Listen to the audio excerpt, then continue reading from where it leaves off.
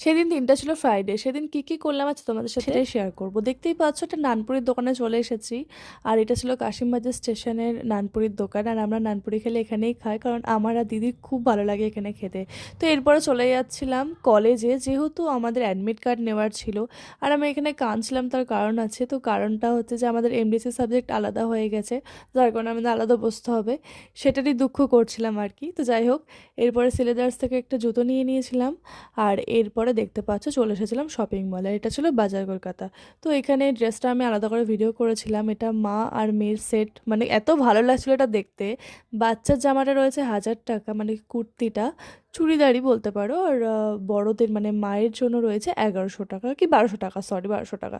এত ভালো লাগছিলো সেটটা দেখতে, দারুণ লাগছিলো। তো এরপরে জিজুর জন্য দিদি কিছু নিয়ে নিয়েছিল, টি শার্ট এটা ওটা। এরপরে বাবানের জন্য দেখছিল।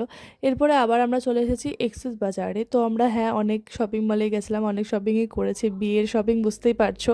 তো দেখতেই পাচ্ছ বাবানের জন্য এখানে ব্লেজার এটা ওটা দেখা হচ্ছিলো, যদিও বা বাবানের ব্লেজার নেওয়া হয়ে গেছিলো, মানে রিসেপশনে কী পরবে ঠিক হয়ে গেছিলো, বাট ও বিয়েতে কী পরবে সেটা ঠিক হচ্ছিলো। আর এরপরে দিদি লেহেঙ্গা দেখছিলো, তো আমি বললাম লেহেঙ্গাটা নে, বাট ওর খুব একটা পছন্দ হয়নি লেহেঙ্গাটা।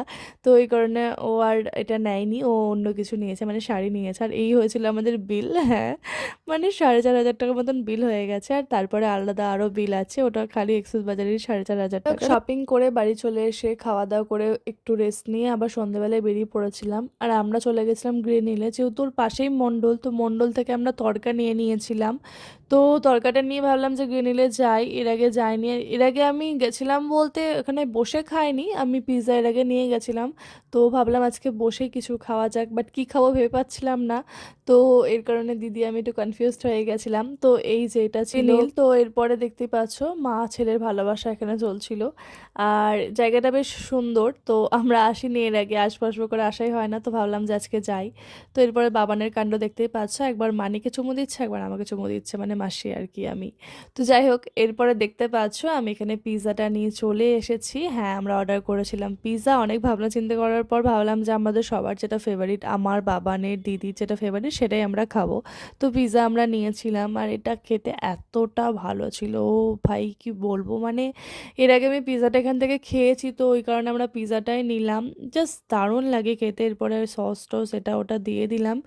তো এরপরে খেলাম, আর দারুণ খেতে ছিল। আর দেখতে পাচ্ছ কতটা চিজ দিয়েছিল। তোমরা যদি চাও এক্সট্রা চিজও তোমরা নিতে পারো, তার জন্য এক্সট্রা পেমেন্ট করতে হবে, বাট আমাদের এক্সট্রা পেমেন্ট করতে হয়নি, এমনিই ভালো করে চিজ দিয়েছিল। আর এই পিৎজাটা এমন জিনিস যে সঙ্গে সঙ্গে খেতে হয়, মানে নিয়ে যেতে অন্য কোথাও নিয়ে যাব মনে করলে কিন্তু হবে না, এখানে বসেই খেতে হবে। এরপরে রাতে খেয়ে নিয়েছিলাম তরকা রুটি, মন্ডল থেকে তরকারি এনেছিলাম। Tata bye bye.